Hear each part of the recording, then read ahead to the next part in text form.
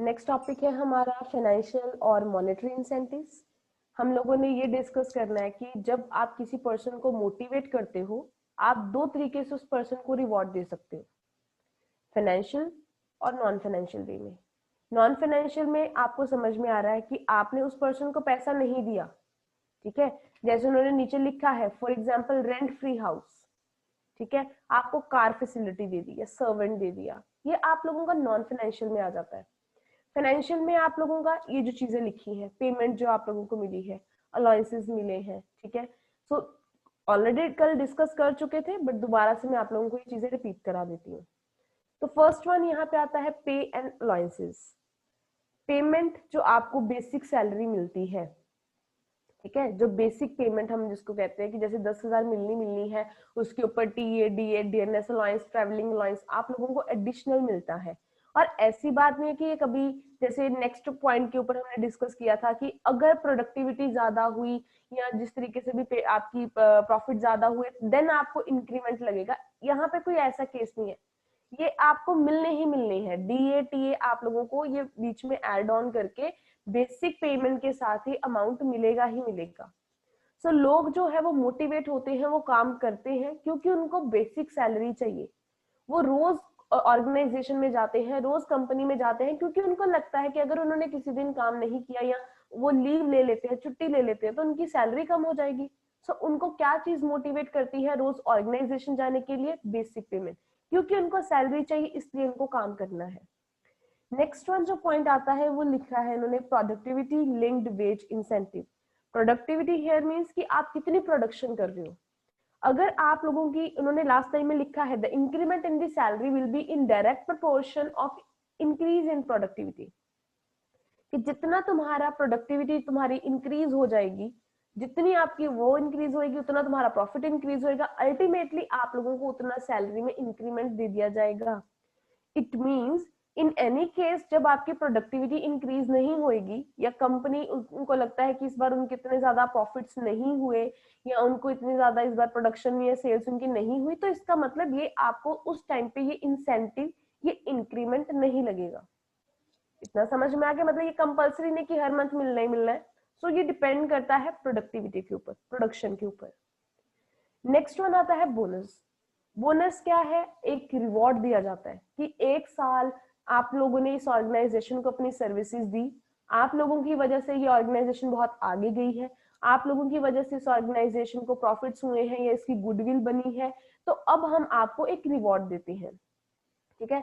आगे लिखा है इन्होंने कि ये कॉर्डियल रिलेशंस जो है ऑनर्स और एम्प्लॉइज, इनको इस्टेब्लिश करने के लिए और अच्छा बनाने के लिए आप उनको रिवॉर्ड देते हो उनकी सर्विसेज के लिए। The days the payment of bonus to employees is prevalent in almost all the industries। तो ऐसा नहीं है कि सिर्फ जो बोनस है वो सिर्फ किसी आईटी इंडस्ट्री में ही मिलता है या किसी फैक्ट्री में ही मिलता है। इरिस्पेक्टिव कि वो कौन सा काम कर रहे हैं, अगर वो कोई कंपनी है, कोई भी कंपनी है, वहां पे ये जो है एक कहे ना कि ये कल्चर जो है बोनस देने का वो हर जगह पे अवेलेबल है। For example an employee can be given cash reward, ठीक है, या उसको अब्रॉड भेज दिया जाएगा, ठीक है, उसकी सर्विसेज की रिकग्निशन के लिए। तो ये भी कहाँ पे आ रहा है? तुम्हारा बोनस में ही आ रहा है, क्योंकि तुम लोगों को स्पेशल दिया गया है, आप लोगों को आपकी सर्विसेज के लिए इन रिटर्न वो कुछ दे रही है। सो नेक्स्ट वन लिखा हुआ है प्रॉफिट शेयरिंग। अब सैलरी एक चीज है, वेजेस एक चीज है, now they are talking about profit sharing. तो प्रॉफिट शेयरिंग क्या है? The earned profit of business organization is the outcome of the efforts of two parties. कि जो एक आप लोगों ने इतना ऑर्गेनाइजेशन के लिए काम किया है, ठीक है, आप लोगों के एफर्ट्स जो आप लोगों ने इतनी ऑर्गेनाइजेशन में लगाए हैं, उसकी वजह से आपने क्या अर्न किया है? प्रॉफिट। तो जो मैं बोल रही हूँ ना, आपने इतना काम किया, वो कौन से दो बंदे हैं वहां यहाँ पे? ऑनर्स और एम्प्लॉइज। इन दो लोगों ने मेहनत करी है, इनकी वजह से ही प्रॉफिट आया है। सो कहते हैं कि ये पैसा, आगे पढ़ी देती हूँ पहले, द ऑनर्स इन्वेस्ट मनी और एम्प्लॉइज क्या है? वो अपनी सर्विसेज को प्रोवाइड करते हैं।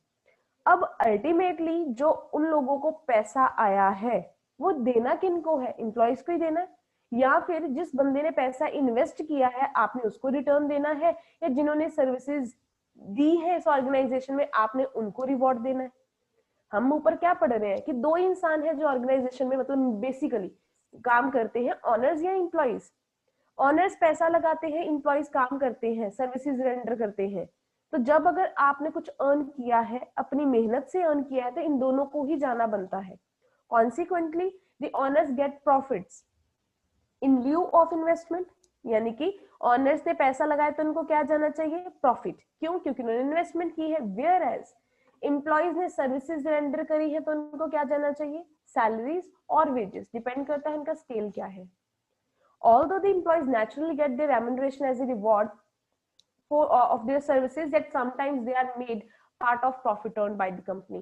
कहते बेसिकली ये तो हमने पढ़ा ही है कि इनको सैलरीज वेजेस तो मिलती हैं, बट समटाइम्स हम उनको प्रॉफिट अर्नड का भी पार्ट बना लेते हैं, जिसको हम कहते हैं ना, कई बार हमें एडिशनल प्रॉफिट होते हैं, कई बार हमें ज्यादा प्रॉफिट होते हैं। हमें लगता है कि एम्प्लॉयज की वजह से हुए हैं, तो हम उनको प्रॉफिट्स में से भी जो है उनका पार्ट देते हैं। ठीक है जी। So the plan of profit thus given is known as profit sharing. तो ये जो उनको प्रॉफिट दिया जाता है, जो उनको जो भी पैसा दिया जाता है, उसको हम प्रॉफिट शेयरिंग कहते हैं, क्योंकि उनकी वजह से ही हमने अर्न किया है। अब नेक्स्ट पॉइंट इन्होंने यहाँ पे लिखा है को पार्टनरशिप और stock option. Now here stock means shares. आप लोगों ने पढ़ा ना कि हम बल्क में जो जितने हमारे शेयर्स होते हैं हम उनको स्टॉक कह देते हैं। ये स्टॉक है वो रॉ मटेरियल नहीं है तुम्हारा, ये शेयर्स की बात कर रहे हैं। तो पहले थोड़ा बहुत समझा देती हूँ आप लोगों को। अब आप लोगों ने बहुत सारा काम किया, आप लोगों ने बहुत ऑर्गेनाइजेशन को सर्विसेज दी है, तो अगर आप कंपनी को सर्विसेज देते हो ना, तो आप लोगों को पार्टनर बना दिया जाता है इक्विटी कैपिटल में। अगर आप लोगों को पार्टनर बना दिया, मतलब एज ए रिवॉर्ड मैंने फाइनेंशियल इंसेंटिव आपको क्या दिया कि मैं आपको कहते हैं अच्छा आपने अच्छा काम किया है, इसके बदले में मैं आपको पैसा क्या दूं, मैं आपको ना शेयर्स दे देती हूँ। मतलब आप लोगों को पार्टिसिपेशन का मौका मिल गया, आपके पास इक्विटी शेयर्स आ गए। तो आपको अब फायदा क्या है, इक्विटी शेयर्स देके क्या तुम करोगे, आगे लिखा है इन्होंने, तो इक्विटी शेयर मिल रहे हैं तो उसके ऊपर डिविडेंड भी आपको मिलना है। मतलब कितना फायदा, कंपनी में सर्विसेज देने का कितना फायदा। आपने उसको क्या बना लिया, को पार्टनर। अब यहाँ पे एक लिखा है it refers to provide shares to employees in the capital of the organization in addition to their regular remuneration. Regular जो आप सैलरी प्रॉफिट देते हो वो तो दे ही रहे हो, एज ए रिवॉर्ड आप उनको और क्या दे रहे हो, शेयर जो भी आप लोगों के हैं कैपिटल में से आप उनको पोर्शन दे रहे हो। तो उसके ऊपर उनको डेली बेसिस के ऊपर क्या मिलेगा, यानी कि रेगुलर बेसिस के ऊपर, मंथली बेसिस के ऊपर डिविडेंड मिलेगा। सो ये भी एक अच्छा ऑप्शन है उनके पास। को partnership in fact is develop from the profit sharing, जो भी हम कहें कि ये प्रॉफिट शेयरिंग का ही एक तरह से पार्ट है। को partnership is based on the establishment of industrial democracy and workers participation. So ये दो चीजों की बात उन्होंने करी है, इंडस्ट्रियल डेमोक्रेसी की बात करी है, वर्कर पार्टिसिपेशन की करी है, कि जो भी इंडस्ट्रीज है जो जैसे भी वो काम कर रही हैं, अल्टीमेटली वर्क जो वर्कर्स हैं, जो एम्प्लॉइज हैं, वो काम कर रहे हैं, only then they are earning profits, only then वो एग्जिस्ट कर रहे हैं एक ऑर्गेनाइजेशन में। नेक्स्ट टू लाइंस तो मैंने यहाँ पे अंडरलाइन कर दिया, आप लोगों को समझ में आ गया है कि इस प्लान के अंदर होता क्या है। एम्प्लॉइज जो है वो सर्विसेज देते हैं कंपनी को, और they are also partners in equity capital, तो उनको पार्टनर्स भी बना देते हैं हम इक्विटी कैपिटल में। तो इस तरीके से वो मोटिवेट होते हैं कि हम इस कंपनी में काम करेंगे, क्योंकि काम करने के साथ साथ हमें इक्विटी में भी पार्टिसिपेट करने का मौका मिलेगा और हमें डिविडेंड भी मिलेगा। The equity shares of the company में be issue to the employees in 2 ways। अब आप लोगों ने, मतलब मैंने आपके साथ काम किया, आपने मुझे इक्विटी दे दी, ये तो सिंपल इसका मतलब हो गया को पार्टनरशिप और स्टॉक ऑप्शन का। अब ये दो बेसिस के ऊपर तुम मुझे इश्यू कर सकते हो, पहले कैश बेसिस के ऊपर, दूसरा तुम लोगों ने लिखा है यहाँ पे in lieu of any incentive otherwise payable in cash. कोई भी इंसेंटिव जो आप लोगों को देना था, आपने मुझे कहे कि कहो कि जैसे डिविडेंड देना था, उसके बदले में आपने मुझे और स्टॉक इशू कर दिया क्योंकि आपके पास इस बार पैसा नहीं था। ठीक है, इन ल्यू ऑफ एनी इंसेंटिव, आप मुझे कोई और इंसेंटिव देने वाले थे, आप मुझे किसी और जैसे बोनस ही देने वाले थे, पर आपने मुझे बोनस नहीं दिया, आपने मुझे क्या किया, ये स्टॉक शेयर्स इशू करके दे दिए जो पेबल इन कैश है। ठीक है, for example issue of shares under profit sharing plan, जैसे अब मैंने आपको एग्जाम्पल दे दी बोनस की। अब इन्होंने यहाँ पे एग्जाम्पल दे दी जो ऊपर अभी मैंने पॉइंट डिस्कस किया है। कौन सा पॉइंट डिस्कस किया था, प्रॉफिट शेयरिंग, कि प्रॉफिट शेयरिंग में से मैंने आपको पैसा देना था थोड़ा सा, पर मैंने क्या किया, वो पैसा नहीं दिया। मैं कह रही हूँ कि मेरा पैसा जरूर जाएगा, ऐसे करती हूँ आपको शेयर्स इशू करके दे देती हूँ। आगे लिखी दिया उन्होंने, ठीक है, payment of bonus in the form of shares, कि तुम्हें किसी और जो चीज, किसी और इंसेंटिव के अंदर मैंने पैसा देना था, पर मैं वो पैसा नहीं दे रही हूँ, उसके बदले में शेयर्स इशू करके दे रही हूँ। तो ये दोनों तरीके से ये को पार्टनरशिप और स्टॉक ऑप्शन जो है वो यूज की जा सकती है। ठीक है जी। अगर इसको 2-3 लाइनों में मुझे मीनिंग लिखना हो कि को पार्टनरशिप है क्या, इसका मतलब ये है कि सर्विसेज रेंडर करने के साथ साथ कंपनी आप लोगों को शेयर्स इशू करके देती है, जिसके बदले में आपको डिविडेंड मिलता है। और ये दो तरीके होते हैं इसके, या तो कैश बेसिस के ऊपर होएगा या फिर in lieu of any other incentive हो सकता है। दैट्स इट, ये इसका सिंपल सा मीनिंग है। अब इसके बाद इन्होंने एक बात करी है रिटायरमेंट बेनिफिट की। तुम एक ऑर्गेनाइजेशन में काम करते हो, उसके बदले में क्यों, मतलब एक मोटिवेट करने का एक अलग से तरीका आ जाता है कि रिटायरमेंट बेनिफिट क्यों काम कर रहे तुम उस ऑर्गेनाइजेशन में, कौन सी चीज तुम्हें रोज मोटिवेट करती कि उठो और ऑर्गेनाइजेशन में जाओ, उठो और कंपनी में काम करने जाओ, जॉब पे जाओ। क्योंकि तुम्हें पता है कि अगर बीच में जॉब छोड़ दी तो रिटायरमेंट तुम्हारी नहीं मिलेगी, मतलब जो भी पेंशन नहीं मिलेगी, ग्रेच्युटी नहीं मिलेगी। ये चीज तुम्हें मोटिवेट करती है कि तुम्हें काम करना है। अब यहाँ पे क्या लिखा है, रिटायरमेंट बेनिफिट्स। रिटायरमेंट बेनिफिट्स में दो चीजों की बात करी है, एक है प्रोविडेंट फंड, एक है ग्रेच्युटी।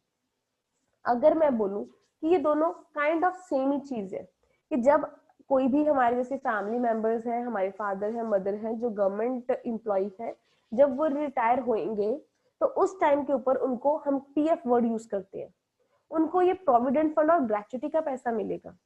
अब पीएफ और ग्रेच्युटी होता क्या है, जैसे हमें हमारे पेरेंट्स को सैलरी मिलती है, वैसे मान लो उनकी 50,000 सैलरी है, पर जब उनको मिलेगी वो 40,000 मिलेगी। बाकी का 10,000 कहाँ पे गया, किसी ने पीएफ काट लिया, किसी ने ये आपकी ग्रेच्युटी, मतलब इस तरीके से वो पैसे आपकी डिडक्शन करने के बाद आपको सैलरी देते हैं। इसका मतलब ये नहीं है कि वो 10,000 वो खुद खा जाती है सरकार, वो आपको आपकी ही सैलरी में से पैसा निकालती रहती है। मतलब मान लो आपके 25 साल के लिए आपकी सर्विसेज है, 25 साल तक सरकार तुम्हारी ही सैलरी में से वो पैसा काटती है, और जब तुम्हारी रिटायरमेंट होती है तो तुम्हारा पैसा तुम्हें बल्क में वापस ह्यूज लमसम अमाउंट वापस कर दिया जाता है। ठीक है, तो ये पीएफ और ग्रेच्युटी आपकी ही सैलरी का पार्ट होता है। Every employee remains concerned about his future after retirement, की रिटायरमेंट के बाद उसकी सैलरी भी आधी हो जाएगी, वो कैसे अपनी स्टैंडर्ड ऑफ लिविंग को मेंटेन कर पाएगा। If he is offered financial security for his post retirement period, his future will be secured. तो अगर उसको पोस्ट रिटायरमेंट के बाद के लिए आप उसको फाइनेंशियल सिक्योरिटी प्रोवाइड कर दो कि हम आपको 10 लाख या 15 लाख ग्रेच्युटी का पेमेंट करने वाले हैं और आपको मंथली हाफ सैलरी तो मिलने ही वाली है, उस केस में उन्होंने लिखा है नेक्स्ट, तो सर्टेनली कहते हैं आप उसको मोटिवेट कर सकते हो। सो यहाँ पे इन्होंने क्या लिख दी है, दो एग्जांपल्स लिख दी है। ठीक है जी, ग्रेच्युटी की और प्रोविडेंट फंड की। तो क्या है कि प्रोविडेंट फंड जो है वो आपकी ही सैलरी का पार्ट होता है, और ग्रेच्युटी जो मिलती है आपको as a token of love, कह लो कि टोकन ऑफ बिलोंगिंगनेस है, इतने साल तुम लोगों ने उस ऑर्गेनाइजेशन में काम किया है। अब बात करते हैं परक्विजिट्स की। पर्क्स क्या होते हैं, सेम जो इन्होंने बात करी है, rent free accommodation, first line में मैंने पढ़ा था और मैंने इसको नॉन फाइनेंशियल में बोला था, आप इसको नॉन फाइनेंशियल भी लिख सकते हो। अगर देखा जाए ये नॉन मॉनेटरी है, रेंट फ्री अकोमोडेशन है, आपको पैसा तो नहीं मिल रहा ना इस चीज के लिए, बट ऑफ कोर्स कई कई लोगों की सैलरी में से ये जो अमाउंट है, मतलब अगर आप लेते हो जैसे कोई क्या कहते हैं उसको, रेंट सॉरी अकोमोडेशन लेते हो तो आपकी सैलरी में से कट जाता है, अगर नहीं लेते हो तो आपको मिलता है। तो ये चीज हो जाती है। So rent free accommodation, car और फैसिलिटी ऑफ सर्वेंट, ये सब चीजें जो है वो पर्क्स हैं आपकी। ठीक है, सो कई इनको कैटेगराइज नॉन फाइनेंशियल में कर देते हैं, आप इसमें लिख सकते हो जैसे आपको बुक में दिया हुआ है। तो ये भी एक आपको मोटिवेट करने का तरीका है कि कल को मेरा स्केल जो है, मेरी पोजीशन हाई हो जाएगी तो भाई मुझे एक सर्वेंट मिल जाएगा, मुझे जो है वो एक कार फैसिलिटी मिल जाएगी, आने जाने का खर्चा जो मेरा बच जाएगा, मुझे फायदा हो जाएगा। सो ये भी चीजें आप लोगों को मोटिवेट करती हैं ज्यादा काम एक ऑर्गेनाइजेशन में करने के लिए। एक चीज मैं आप लोगों को समझाना चाहती हूँ, जब भी तुम लोग ये टॉपिक पढ़ोगे तो ये टॉपिक इस तरीके से नहीं पढ़ना कि पेमेंट का मतलब क्या है, अलाउंस का मतलब क्या है, और कोई भी और जैसे बोनस का मतलब क्या है, नहीं। क्योंकि हम ये टॉपिक पढ़ किसके अंदर रहे हैं, मोटिवेशन के अंदर, तो तुम लोगों ने हर चीज को कैटेगराइज जरूर करना है कि बोनस जो है, हाँ जी, मीनिंग ये है कि आप लोग उसको रिवॉर्ड देते हो इस तरीके से बंदा मोटिवेट होता है या उसके बिहेवियर को इन्फ्लुएंस कर सकते हो, तो प्लीज मोटिवेशन के साथ इसको कहीं ना कहीं कनेक्ट जरूर करना। हर पॉइंट के बीच में एक लाइन हर जगह पे लिखी है, जैसे इन्होंने यहाँ पे भी लिखा है, these facilities play an important role in motivating the employees. तो कहीं ना कहीं क्योंकि मोटिवेशन मेन हमारा कहें कि मेन फोकस्ड एरिया है, तो हर चीज, अब परक्विजिट का मीनिंग लिख के बंद कर दोगे तो वो कहीं मोटिवेशन के अंडर नहीं आएगा। ठीक है, तो साथ में लिखना जरूर है आपने।